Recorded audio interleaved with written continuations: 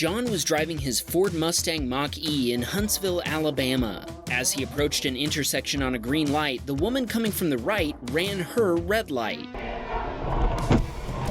John slammed on the brakes, but he had no chance to stop in time and crashed into the back of the Kia.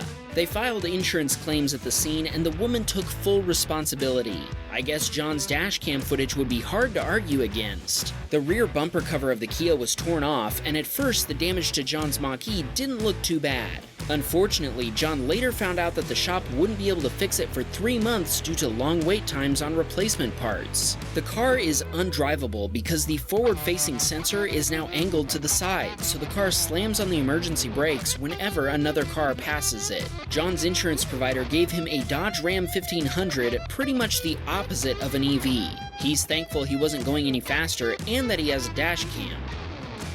He also recommends that everyone should invest in a quality dash cam. While we're on the subject of Mustangs, here's another Mach-E video from Paul in Fraser, Michigan. He'd parked his car with the dash cam running and caught this crash on video. Keep an eye on this blue pickup truck.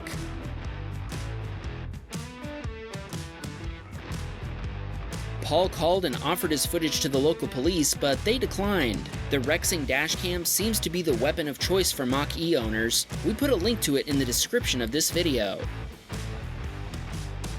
Marvin was driving his Chevrolet Camaro SS to work when he witnessed an accident. A Dodge Charger approached a yellow light, and Marvin says that on this very sunny morning, it was difficult to see the traffic light. The driver of the Charger didn't attempt to slow down. A white van turning left had a yellow yield light and began turning, and the Charger T-boned it. The impact was hard enough to spin the van 180 degrees. Marvin approached the Charger and managed to get the driver's side door open. All the airbags had deployed, and the driver was dazed and complaining of right wrist pain. The driver of the white van was okay and didn't need to be checked out, but the driver of the Charger was taken to the hospital. Marvin isn't sure of the outcome, but he thinks the fault might have been split 50-50. He wants to know what you think. Leave a comment and tell us who you think was at fault. In this next clip, Marvin was on his way to join some friends before going to a car meet in Southern California. A motorcyclist overtook a line of cars on the right on a 2-lane road by the beach at roughly 20 miles per hour. The biker didn't notice a Corvette turning and got knocked off the bike, flying at least 15 feet past the light. The rider had back and neck injuries, but made a full recovery since they were wearing full riding gear. Marvin is a U.S. Navy sailor, and there were also a few off-duty paramedics in the truck ahead of him. They rendered aid until more paramedics arrived. Marvin gave a statement and a copy of this video to the police. I think we can easily say that Marvin is this week's real MVP. Nice job reacting to both of those situations, Marvin. Fahd was driving in Dubai with a roaring Corvette tailgating him. He moved over, and the Corvette proceeded to tailgate the Porsche in front of him. He then made a rather creative overtake on the shoulder. Matthias was driving his Honda Accord in Royal Oak, Michigan. There was heavy snow, and traffic was starting to pile up on the highway. A Chrysler was going way too fast, and in an attempt to avoid hitting a Cadillac Escalade, the driver overreacted and hit the truck in front of Matthias instead. Matthias never hit the brakes since he knew it wouldn't help, and instead decided to slowly steer in an evasive maneuver. Once he'd cleared the Chrysler, he hit the gas and steered to the right to gain traction and was able to dodge the Ford Focus. Alright. We agree with your passengers, Matthias. Nice driving. You guys okay? Yes! Toxify was driving his Hyundai Sonata in Miami, Florida. Rain was pouring down, and he confesses he was going way too fast for conditions.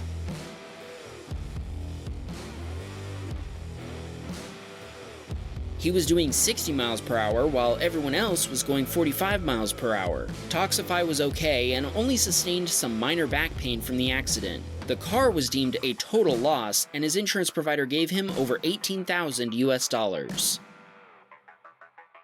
Victor was driving his BMW 2 Series when it started sliding. We can hear the electronic stability control system kicking in.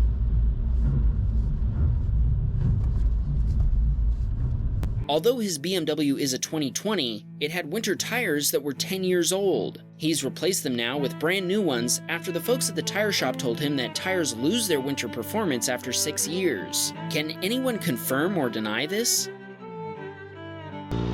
This submitter was riding around town just enjoying the weather on his Yamaha MT-09 when he witnessed an accident between a 16-year-old on a motorcycle and a car being driven by a student driver. He stopped and made sure the young rider was okay. He was perfectly fine, and he briefly spoke with the driving instructor.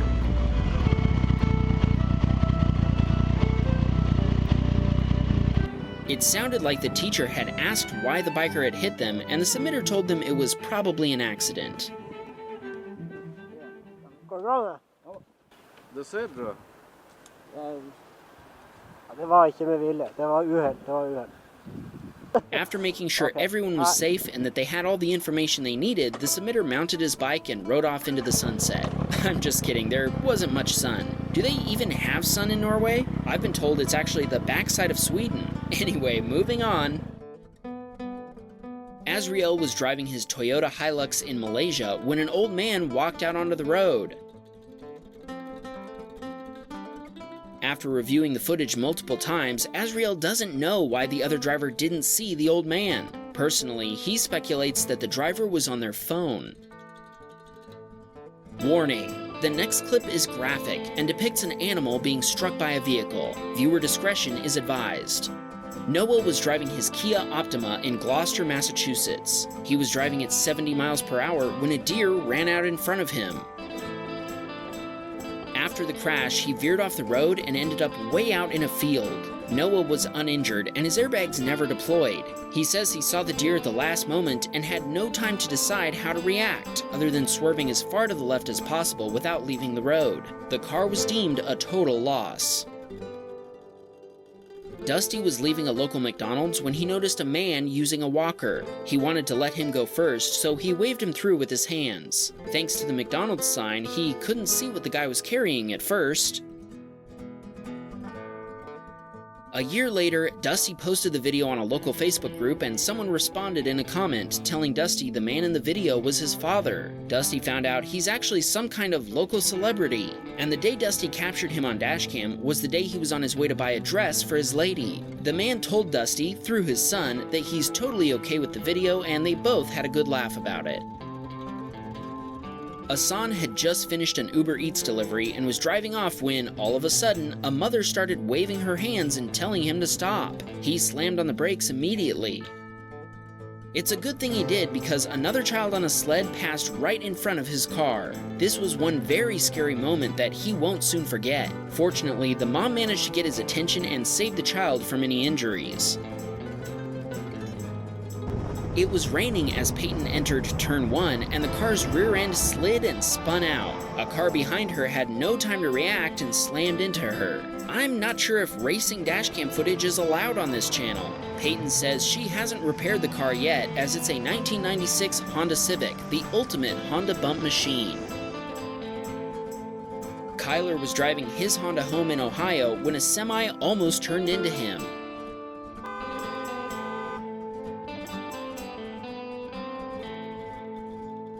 Dave was driving his Toyota in Hungary when a semi-truck hit the brakes for a cyclist in the road. This caused his trailer to slide into oncoming lanes.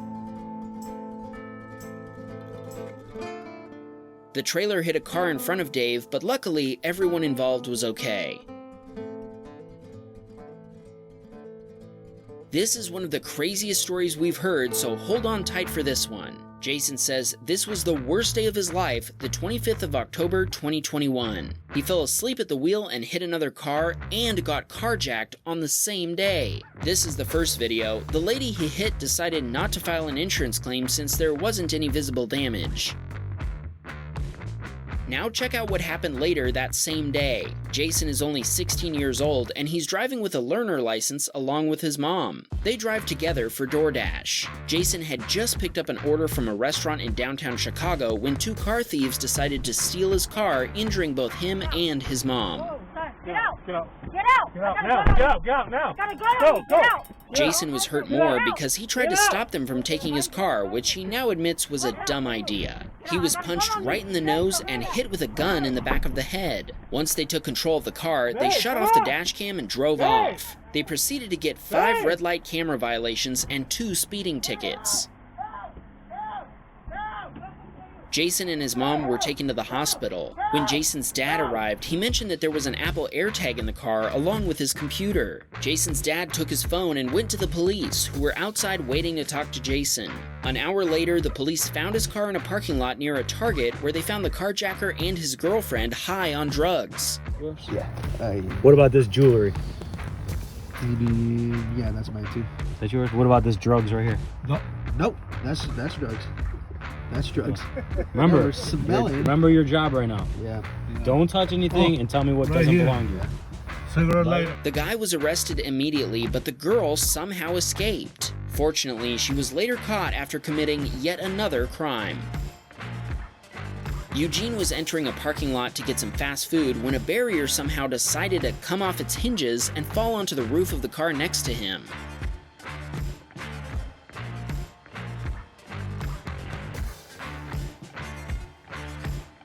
Ben was driving in Duluth, Minnesota when an inattentive driver rear-ended a truck that had completely stopped to make a left turn. Ben stopped and provided copies of the video to the police and to the driver who was rear-ended. If you see a red subscribe button, that means you're not subscribed to the channel yet. It would mean the world to us if you'd subscribe. See you all next week.